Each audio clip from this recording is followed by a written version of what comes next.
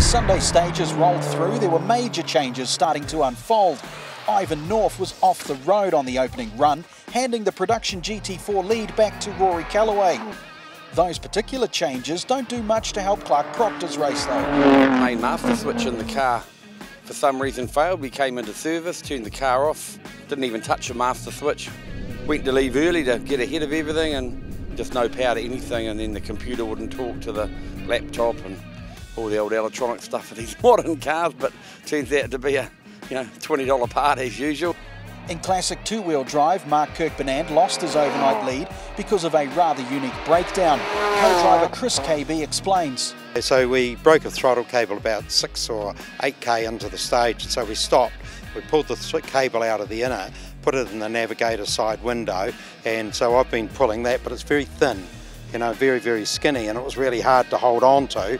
Now we've put ties onto it and a bit of a knot to put the finger through, and so we did the last stage fully on the throttle cable with me doing the throttle and Mark changing gear.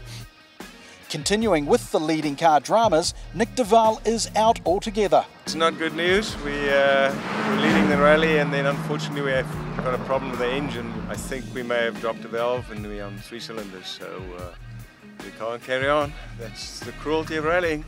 Unaware of de Waal's issues, a gloating Martin Dippy felt ecstatic to have pulled 7 seconds from the leading four-wheel drive Subaru. Yes, he did, but we were running on 3 cylinders, so I'm not surprised.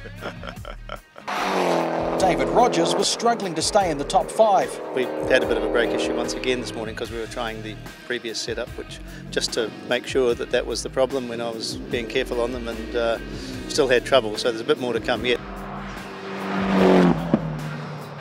However, there have been no problems for Robert Darrington, and he is inside the top 5. We've got a reliable car, and it fits like a glove. We've driven it for 7 or 8 years now, and yeah, having lots of fun. Just good co-driver who we've been working with again for a long while. And despite having never done a Targa, V8 touring car driver Hayden McKenzie is a quick learner. Biggest thing for us is just reading the road. There's knowing where the road goes. The amount of times you go over a little crest or through a corner, you go, geez, I've left a lot on the table. But yeah, biggest thing has just been knowing where the road goes, how hard you can push it, and learning the car actually. Just 3 more stages to go.